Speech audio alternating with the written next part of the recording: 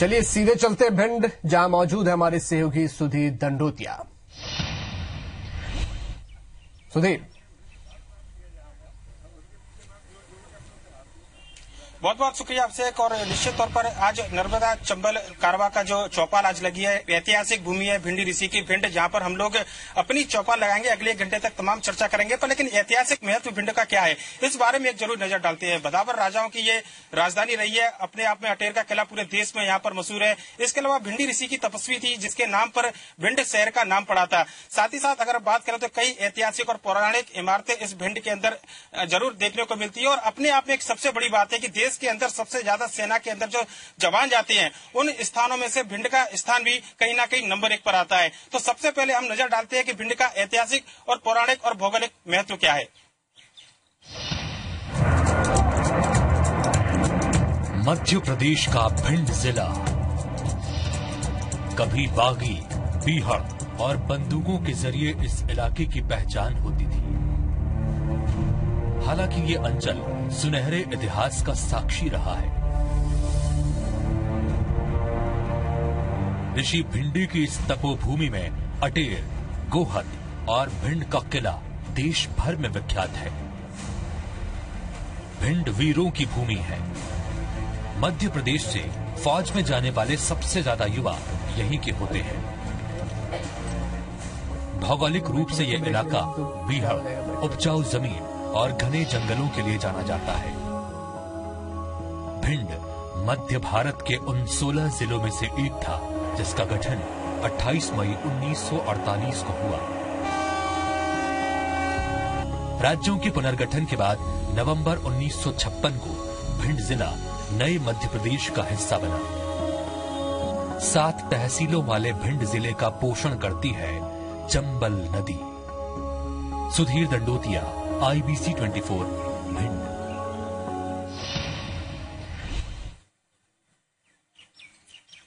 बिल्कुल ऐतिहासिक और पौराणिक महत्व आपने देखा भिंड का। पर लेकिन प्रदेश के दूसरे हिस्सों में विकास की बयार कितनी बही है, क्या उस हिस्से की बयार भिंड को भी छू कर गई है, ये जरूर हम देखेंगे। यहाँ की क्या कुछ मुद्दे हैं, क्या कुछ समस्याएं हैं, आइए एक नजर डालते हैं।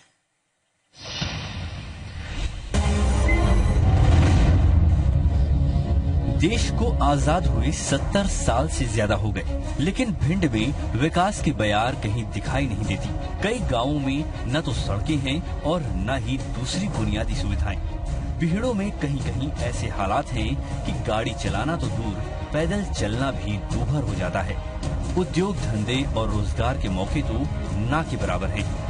ज्यादातर लोगों की आजीविका खेती पर ही निर्भर है, लेकिन बिजली की समस्या की वजह से खेतों की सिंचाई नहीं हो पाती। रोजगार न होने से बहुत से युवा अपराध की तरफ आकर्षित होने लगे हैं। भिंड अपराध के मामले में देश भर के अव्वल जिलों में शुमार होता है। जेंडर रेशियो के मामले में भी भिंड की स्थिति भयावह है। लोग यहाँ आज भी बेटियों को पैदा होने से पहले ही कोख में मार देते हैं। सामंती सोच और दहेज जैसी कुरीतियों की वजह से ज्यादातर लोग बेटियों को बोझ समझते हैं। पिछड़ापन इतना कि सरकारी योजनाओं का लाभ यहाँ के गांवों तक कम ही पहुँच पाता है। सुधीर दंडोतिया, IBC 24 भिंड। तो बिल्कुल तैयार है IBC 24 की चौपाल अगले 1 घंटे तक भिंड के अंदर चर्चा को लेकर। और आप देखेंगे एक लंबा चौड़ा पैनल यहाँ पर हमारे बीच है, जिनमें भिंड की जनता के साथ में जो जनप्रतिनिधि हैं, राजनीतिक दलों के लोग जुड़े, कुछ समाज सेवा से जुड़े हुए लोग भी यहाँ पर मौजूद है। और उनसे जानेंगे अगले 1 घंटे तक की भिंड की तस्वीर में क्या कुछ फर्क पिछले सालों में आया है, कितनी बयार विकास की यहाँ पर बही हुई है। हमारे साथ बीजेपी की नेता है, जनपद नगर पंचायत अध्यक्ष है मेगांव से ममता मौदरिया जी। सरकार आपकी है पिछले 13 सालों से, क्या कुछ लगता है आपको कि कितना काम हुआ? क्योंकि खासकर बात की जाए चंबल नदी को लेकर हम लोग लगातार यात्रा बड़े शहरों के बीच में जा रहे हैं। नर्मदा की यात्रा सरकार निकाल रही है, वहां भी हम लोगों की टीम जा रही है कि लोगों की समस्या बताए। चंबल किनारे जो शहर है, क्या लगता है कि चंबल नदी को लेकर जो एक लाभ भिंड को मिलना चाहिए था, उतना कितना लाभ मिला है? और सरकार को लेकर, चंबल को लेकर क्या की योजना बनी है? चंबल को लेकर काफी योजना बनी है और सरकार पूरी तरह चिंतित है चंबल को लेकर। लगता है कि चंबल किनारे भिंड का उतना विकास हुआ है जितना होना चाहिए? ये विकास, परस्पर विकास हो रहा है और निरंतर मेरी सरकार प्रयासरत है और आगे विकास होगा। बिल्कुल, सरकार प्रयासरत है। 2 दिन से लगातार हम भी भिंड के अंदर थे और भिंड की तासीर जानने की कोशिश की थी कि आखिर क्या कुछ मुद्दे भिंड के अंदर हो सकते हैं। कांग्रेस के एक लंबा चौड़ा पैनल हमारे साथ में मौजूद है, रमेश दुबे जी है यहाँ पर मौजूद, उनसे चर्चा करते हैं। क्या लगता है आपको, चंबल के किनारे का शहर, चंबल पूरे देश में जिस तरीके से नाम है, वो क्या वाकई में सही पहचान भिंड की अभी तक बन पाई है? चंबल को लेकर जिस प्रकार से विकास होना चाहिए था, जो निरंतर कांग्रेस के समय पर जो शुरुआत हुई थी, उसमें निश्चित है कि भारतीय जनता पार्टी का शासन आया, उसमें रोक लगी। चंबल के द्वारा जो लोगों का विकास होना चाहिए था, इसमें व्यक्तिगत भारतीय जनता पार्टी के नेताओं का विकास हो रहा है। चंबल में घड़ियाल प्रोजेक्ट कांग्रेस की देन थी, जिसमें कि एक सेंचुरी वहां बनाने का प्रोग्राम था। पर्यटक आते, यहाँ के बेरोजगारों को रोजगार मिलता, इस नियत को लेकर कांग्रेस सरकार ने इसे शुरू किया था। लेकिन आज की तारीख में हम देख रहे हैं चंबल में अवैध रेत उत्खनन हो रहा घड़ियाल प्रोजेक्ट की जगह पर। शर्म की बात है कि सरकार एक तरफ तो ढोल पीटती है अपने विकास का, दूसरी तरफ घड़ियाल प्रोजेक्ट में सरेआम चंबल का रेत का उत्खनन कर रहा है। दूसरी तरफ कनेरा उद्वहन सिंचाई योजना, जो कि कांग्रेस के द्वारा चंबल से लिफ्ट पानी करके और खेतों में किसानों को देना था, उस योजना को भी रोक दिया गया। तो मैं समझता हूं कि भारतीय जनता पार्टी के सरकार में आने के बाद में चंबल के द्वारा जो विकास की जो गति बह रही थी, उसको रोका गया है और व्यक्तिगत विकास की तरफ उस दिशा को मोड़ा गया है। बिल्कुल, एक अवैध माइनिंग एक सबसे बड़ा मुद्दा चंबल के अंदर नजर आता है और आए दिन हम भी खबर देखते रहते हैं कि भिंड और मुरैना से किस तरीके से अवैध माइनिंग को लेकर बेखौफ खनन माफिया यहाँ पर है और न केवल खनन बेखौफ करते हैं बल्कि पुलिस पार्टी तक पर भी हमला यहाँ पर देखने को मिला है। बीजेपी के प्रतिनिधि यहाँ पर मौजूद है, उनसे चर्चा करते हैं। एक पहचान चंबल की अच्छी बन सकती थी, लेकिन अवैध माइनिंग को लेकर हम भी देखते हैं कि चंबल के अस्तित्व में भी कहीं ना कहीं खतरा नजर आता है। जो पहले अविरल धारा चंबल की हुआ करती थी, वो पहले के मुकाबले कम हुई है। क्यों लगाम लगाने में नाकाम सरकार साबित हो रही है? नहीं, ये कहना बिल्कुल गलत है। भारतीय जनता पार्टी की सरकार ने जो चंबल एक्सप्रेसवे का निर्णय लिया है, ये बहुत ही महत्वपूर्ण निर्णय है। इससे हम राजस्थान से लेके अटेर को हम सीधा जोड़ेंगे भाई चंबल के माध्यम से। ये इतना बड़ा ब्रॉड वे है कि इसके माध्यम से यहाँ पे टूरिज्म डेवलपमेंट होगा, जो बिहार टूरिज्म के नाम से हम इसको डेवलप करने वाले हैं भारतीय जनता पार्टी के माध्यम से। और इसके साथ ही हम लोग जो यहाँ का रूरल एरिया है, जो वहाँ का बिहार एरिया है, उसको समतलीकरण करके हम भिंड को इतना एडवांस बनाने वाले हैं कि वहाँ की फार्मिंग जो व्यवस्था है उसको हम बहुत ज्यादा एडवांस की ओर ले जाने की कोशिश है। हमारे माननीय सांसद जी जो डॉक्टर भगत प्रसाद जी हैं, वो इसके लिए प्रयासरत हैं कि हम यहाँ के फार्मर्स को एक अच्छी सोसाइटी और एक अच्छा टेक्निक डेवलप कराएं, ताकि यहाँ के बिहारों में जो पहले का जो डकैती के नाम से हम लोग कुख्यात थे, हम इसको डकैती से डेवलपमेंट की ओर ले जाने के लिए प्रयासरत हैं। ये हमारी सरकार की एक बहुत बड़ी उपलब्धि है।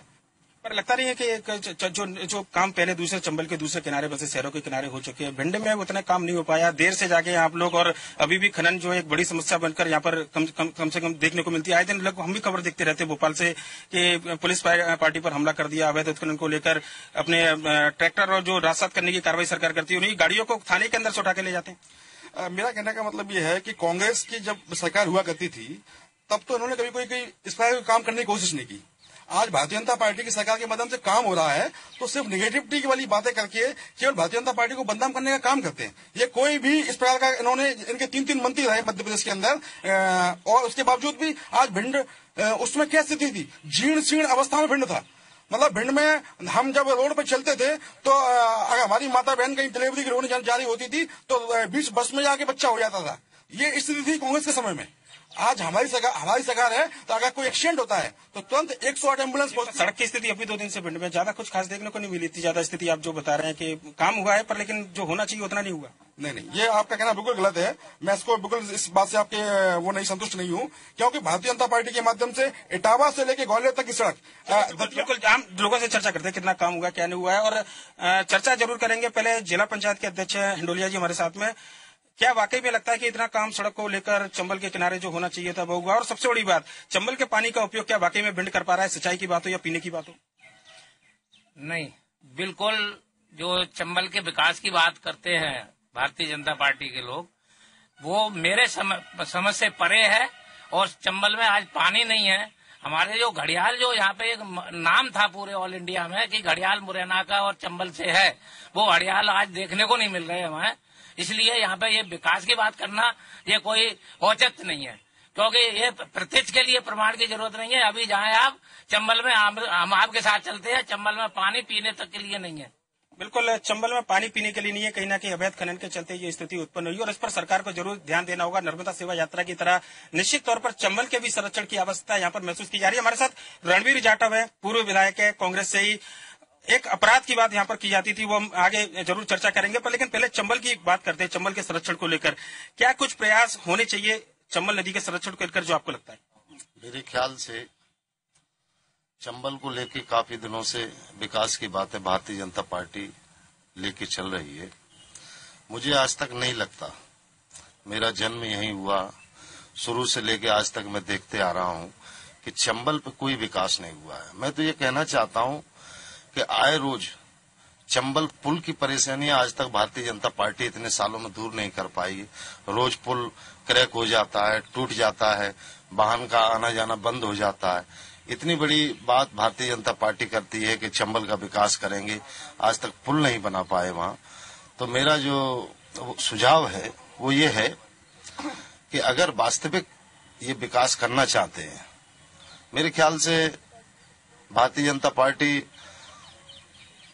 प्रचारित बहुत करती है, अगर वास्तविक विकास करना चाहते हैं तो आप और हम लोग मिलके वहां चलें और वास्तविक रूप स्थिति देखें, तब कुछ सफलता मिल पाएगी। बिल्कुल, बहुत अच्छी बात कही ना कि राजनीतिक दलों से, राजनीति से ऊपर उठकर जरूर विकास की जरूरत है। हमारे साथ पैनल में एक बहुत ही खास नाम है जिन पर हम जरूर चर्चा करना चाहेंगे। अशोक भदौरिया जी, जो कि एनकाउंटर स्पेशलिस्ट के तौर पर जाने जाते थे, चंबल विशेषज्ञ के तौर पर अभी फिलहाल उनसे हम चर्चा करेंगे कि बीहड़ों का कटाव एक बड़ी समस्या, उसकी वजह से अपराध भी यहाँ पर बढ़ते थे। लगातार आप देखते हैं लंबे समय से डकैतों से मुकाबला भी आप लोगों ने किया है। क्या लगता है कि चंबल की जो स्थिति उस समय पहले हुआ करती थी, क्या वो धारा अभी निरंतर बरकरार है?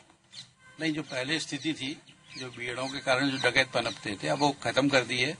यहाँ की सरकार ने, बीजेपी की सरकार ने पूरी दस्ती समस्या का अंत कर दिया है और ग्वालियर चंबल संभाग लगभग मुक्त हो चुका है और अब विकास चल रहा है। उस पर पुल बन रहा है, पुल मंजूर हो गया है, हाईवे निकल रहा है, तो और भी कई चीजें विकास की चल रही हैं। आप बीहड़ों में काफी घूमे हो, क्या कुछ सुधार की गुंजाइश आपको लगती है कि और क्या प्रयास ज्यादा तेजी से होने चाहिए थे, जिसके चलते कम से कम चंबल के किनारे रहने वाले जो लोग हैं उनको उसका लाभ मिलता है, शहरों का विकास होता है? हाँ, अब जो सरकारी योजनाएं ला रही है, जैसे पुल बना रही है, सड़क निकल रही है, जो हाईवे निकल रहा है, इससे उनको लाभ मिलेगा और ये काम जल्दी शुरू हो रहा है।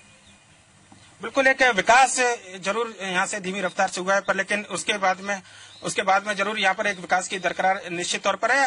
अभी एक वक्त हो चला है छोटे से ब्रेक का, ब्रेक के बाद हम जरूर चर्चा करेंगे भिंड में आखिर क्या है स्वास्थ्य और बुनियादी सुविधाओं के हाल।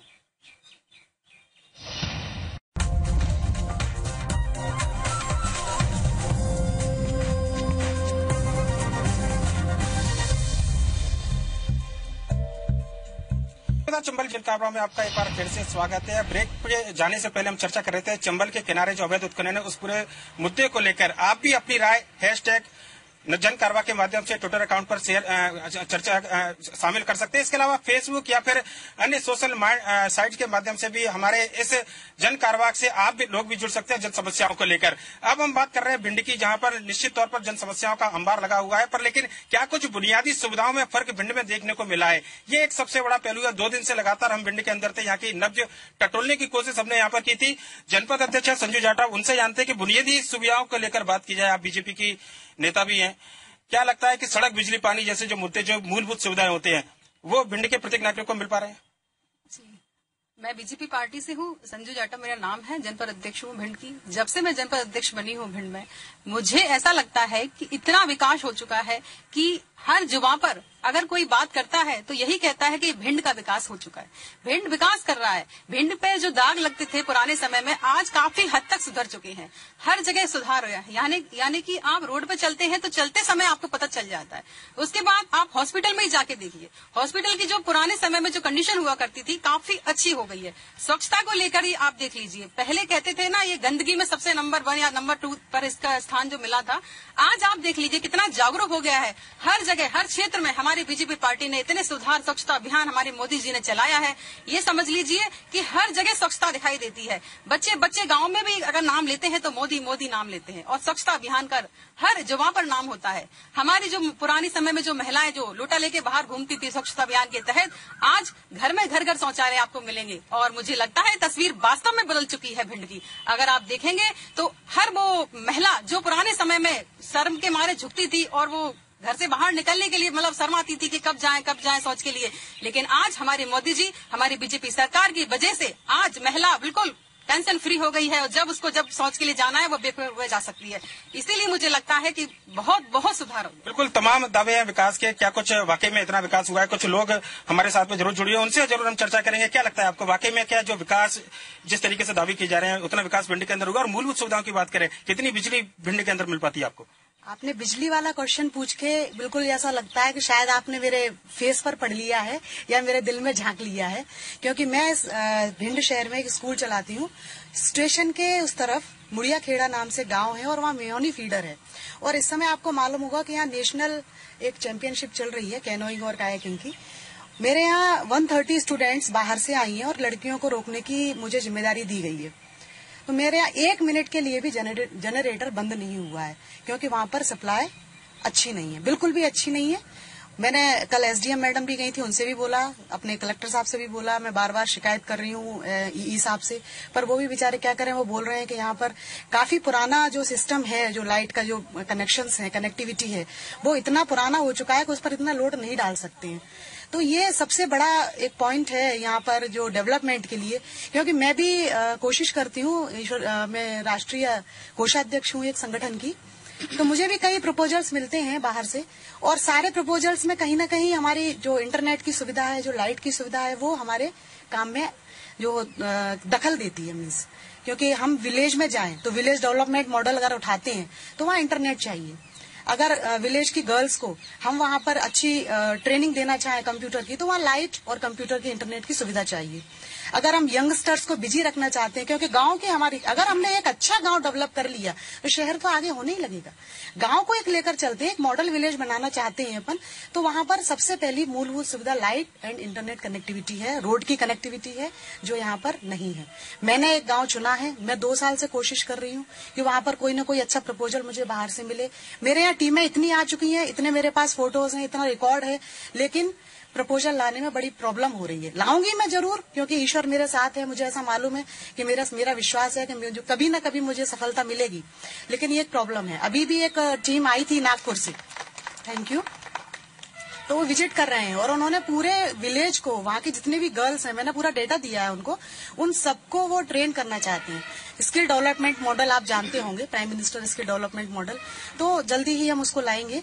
तो ये मतलब अच्छी सुविधाएं भिंड में नहीं है लाइट को लेकर के। बिल्कुल, कहीं ना कहीं विकास की जो एक बुनियाद मानी जाती है, सड़क, बिजली, पानी, जो मूलभूत सुविधाएं अगर हर नागरिक को मिले तो कम से कम सरकार दावा करती है अगली बार फिर से रिपीट होने का। भिंड के अंदर वो तस्वीर नजर नहीं आ रही। राजनीतिक दलों को लेकर कितनी बात हो, कुछ और महिलाएं हमारे साथ में जुड़ी है। क्या लगता है आपको कि जो बात अभी कही गई कि बिजली को लेकर 24 घंटे के दावे सरकार के द्वारा किए जाते हैं, सड़क की स्थिति भिंड में भी हमने भी देखा है, कई जगह ठीक है, कई जगह, आप यहाँ के रहने वाले हैं, क्या लगता है आपको कि जो बुनियादी सुविधाएं हैं उनमें भिंड को कितनी तवज्जो मिलती है और क्या वाकई में पिछड़ा हुआ है भिंड विकास के मामलों को लेकर?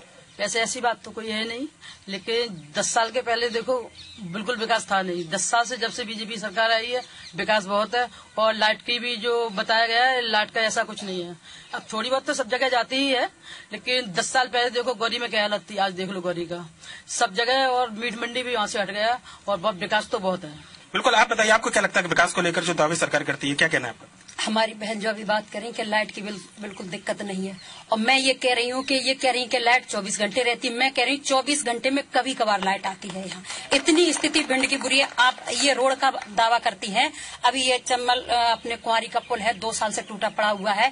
बीजेपी वालों ने इतना घटिया निर्माण करवाया कि वहाँ कई दुर्घटनाएं घटने से बच गई, कहीं जाने जा सकती थी, और भगवान का शुक्र था कि हम लोग मतलब वहाँ आम जनता बच गई। आज भी टूटा पड़ा हुआ है, आप चाहें तो वहाँ कहीं विजिट कर सकते हैं। लाहौर चुंगी कई रोड देख लीजिए आप, इतना विकास किया है। हाँ, एक बात तो है, बीजेपी ने खुद का विकास जरूर किया है, ये तो नंबर 1 पे है विकास करने। बिल्कुल, राजनीतिक तमाम बातें हम आऊंगा, आपके पास भी आऊंगा, पर पहले चर्चा कर लेते हैं। आप पार्षद रही हैं, क्या लगता है आपके वार्ड की जो सुविधाएं थी, जो मिलना चाहिए, अभी बिजली पानी को लेकर क्या कुछ स्थिति है? बिजली की बताए भाई साहब, कहीं कहीं तो खम्भे भी नहीं गड़े, वहाँ बिल 1-1 लाख रुपया के पहुँचे, वो क्या करे आदमी।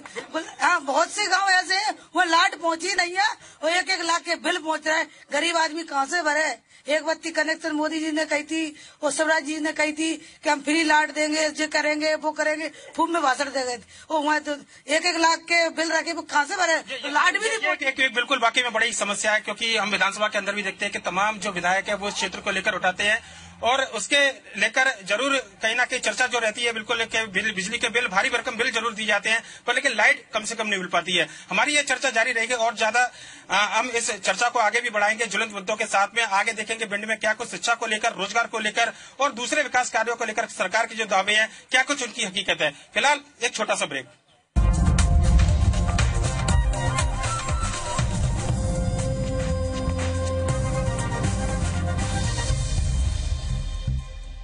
केवल भिंड में खराबी आई है, कई अच्छी बातें भी भिंड के अंदर है, जहां एक और ऐतिहासिक पृष्ठभूमि भिंड की रही है। वहीं पर सेना में सबसे ज्यादा जवान भिंड के जाते हैं और खेलों को लेकर खासा रुझान भिंड के अंदर देखने को मिलता है। ऐसा ही कुछ माहौल इन दिनों भिंड में दिखाई दे रहा है।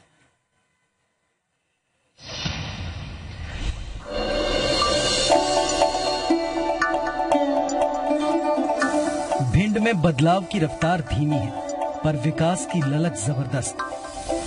यहाँ बदलाव की बयार धीरे ही सही पर बह रही है।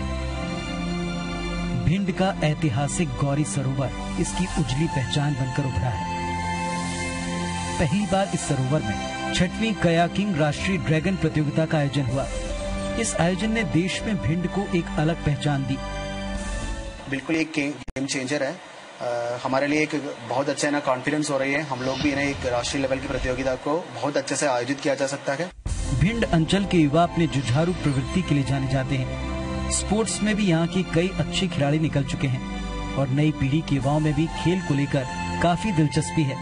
खासकर वाटर स्पोर्ट्स में यहाँ अच्छी संभावनाएं हैं। भिंड में युवा बड़ी स्पर्धाओं में झंडा गाड़ने की काबिलियत रखते हैं, बस उन्हें थोड़ी सी मदद और प्रोत्साहन की जरूरत है। सुधीर दंडोतिया, IBC 24 भिंड।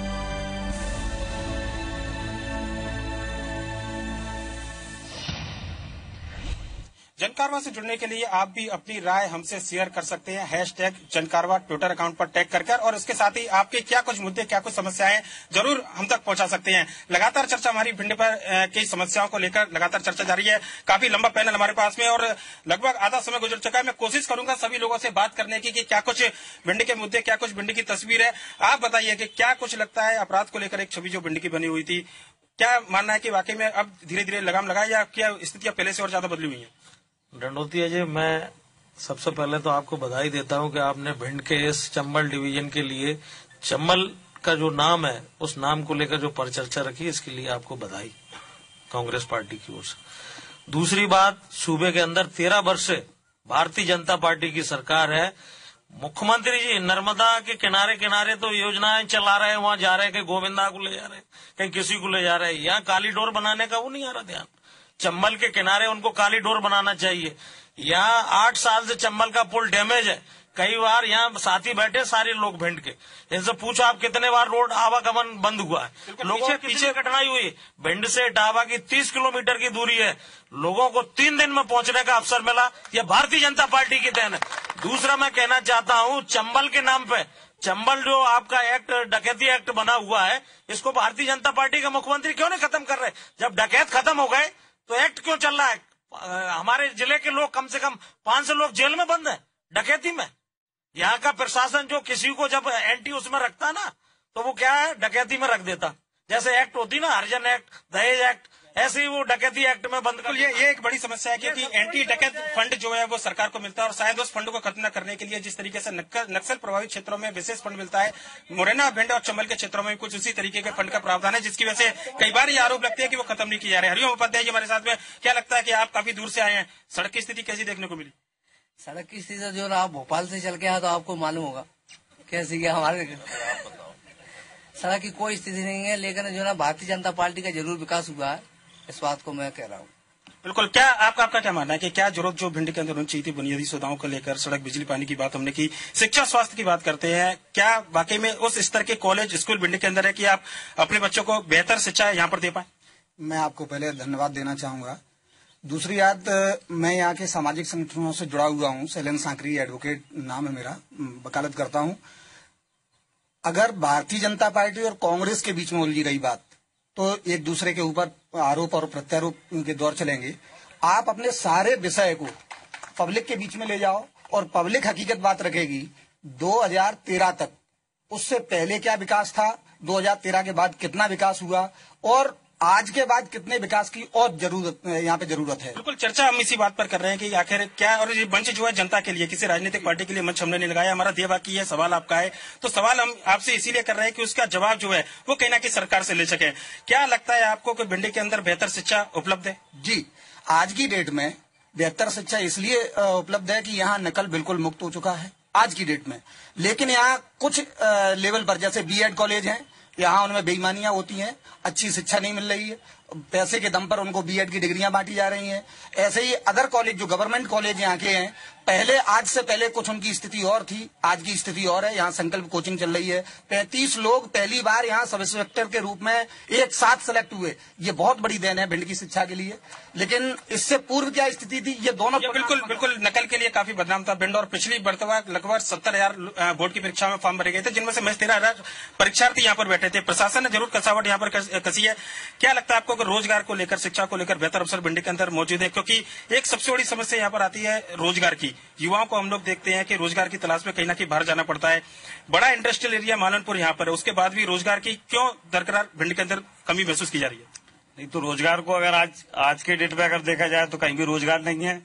मध्य प्रदेश के मुखिया कहते हैं कि हम अपने प्रदेश में कई लाखों युवाओं को रोजगार देंगे, और देखने की बात वो 13 साल से लगातार देने की बात कर रहे हैं, लेकिन आज तक कोई हमारे यहाँ का प्रदेश का 10% आप मान के चलो जो कि युवा रोजगार जिसको मिला होगा। वैसे तो यहाँ पर कोई रोजगार नहीं मिला है, रोजगार की बहुत हालत खस्ता है। और यहाँ पे अगर आप स्वास्थ्य की बात ले लो तो स्वास्थ्य के बारे में भी कोई विकास नहीं हुआ है। हमारे भिंड का जो हॉस्पिटल है उसमें कुछ समय पहले की बात है, हमारी एक बहन प्रसूति के समय जब गई, तो प्रसूति के समय जब हॉस्पिटल में जब वो पहुंचती हैं तो उनको वेंटिलेटर नहीं मिलता है। नवजात बच्चे स्वास्थ्य सुविधाओं को लेकर भी बात करेंगे। आपको क्या लगता है कौन सी बड़ी समस्या भिंड के अंदर आप देखते हैं? भिंड के अंदर सबसे बड़ी समस्या बेरोजगारी है। और यहाँ पर जो मुख्यमंत्री जी बात करते हैं कि हम इंडस्ट्री लेके आ रहे हैं, हम बहुत सारे रोजगार लेके आ रहे हैं, मुख्यमंत्री ने कई सारी सबमिट की, लेकिन कोई भी इंडस्ट्री यहाँ आने को तैयार नहीं हुई, क्योंकि वो कोई इंफ्रास्ट्रक्चर उनको दे ही नहीं पाए।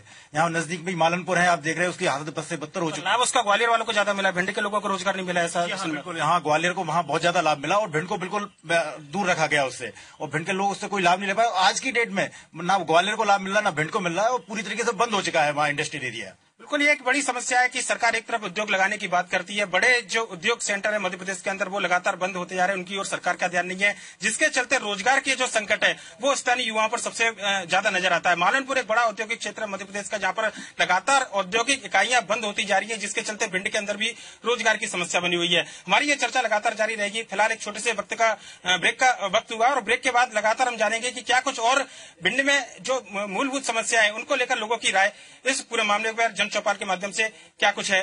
एक छोटे से ब्रेक के फिलहाल रुकते हैं।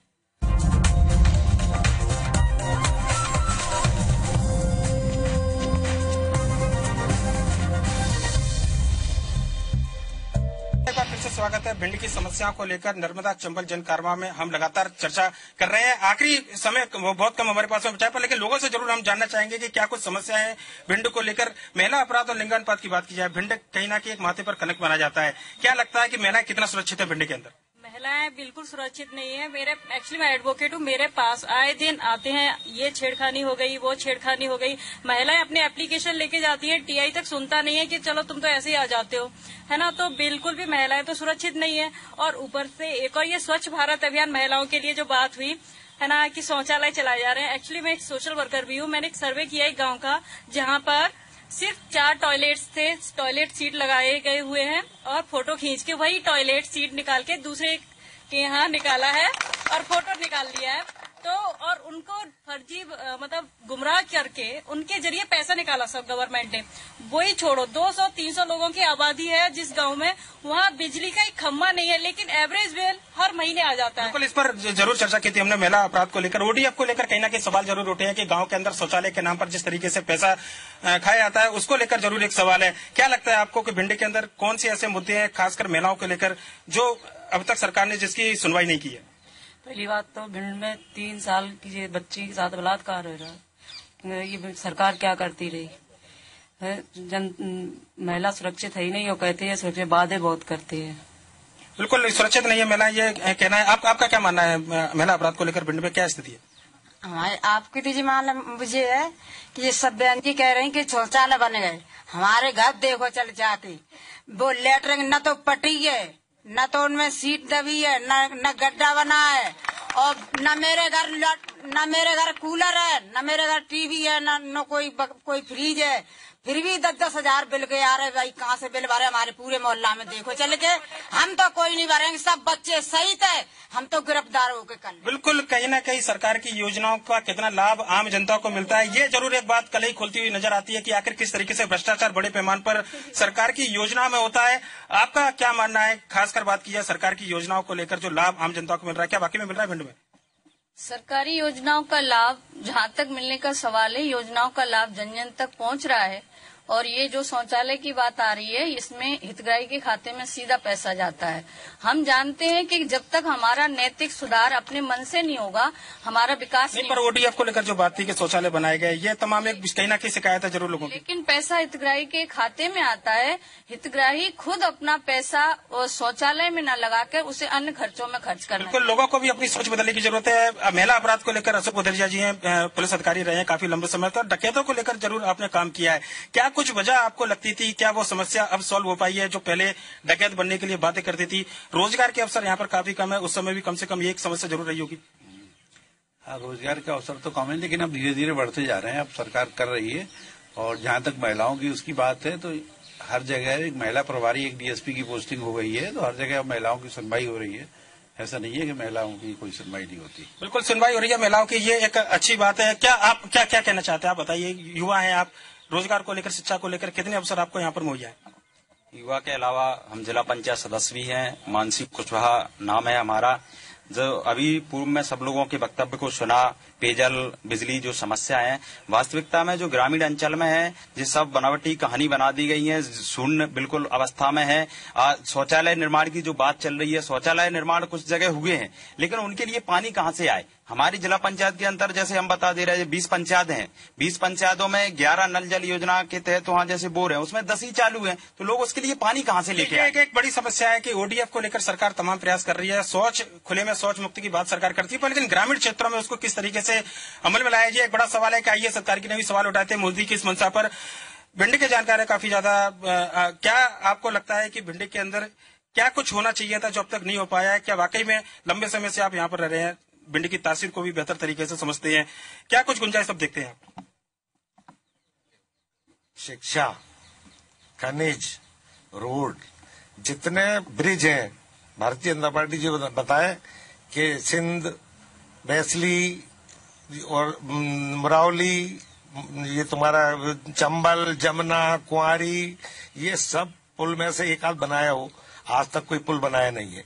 एक पुल अभी बिल्कुल डैमेज पड़ा है, आप जाना उमरी सर्किल में, वो इसलिए डैमेज पड़ा है कि इधर 5 टन के पुल बने थे, अब वो जो है 5 टन के पुल की जगह तुम 80 टन के जो है खनिज लेके निकलोगे तो पुल तो टूटेंगे। जब ये पुल टूट गया तो उन्होंने, चोरों ने रास्ता ढूंढ लिया उमरी से, उमरी का तो पूरा पुल ही ध्वस्त हो गया। विकास की दरकरार जरूर है, जो काम हुए हैं वो पर्याप्त नहीं है। बिल्कुल, कहना कि सरकार के नुमाइंदे जरूर आगे रो में बैठे हुए, उनसे हम जरूर चर्चा करेंगे कि ODF को लेकर जो सवाल उठाए हैं, क्या वाकई में हकीकत भिंड के अंदर ऐसी है? स्वच्छता को लेकर जो बात की जा रही है, पंचायतों के अंदर जो पैसा आता है पूरा कहाँ जाता है? संजू जाटव जी जनपद अध्यक्ष, ODF को लेकर सवाल उठाए जा रहे हैं कि गांव के अंदर जो टॉयलेट बने थे उनका पैसा कहाँ गया? अच्छे क्वालिटी का टॉयलेट नहीं बन पाए और महज कुछ ही टॉयलेट नाम मात्र के वहां पर बने।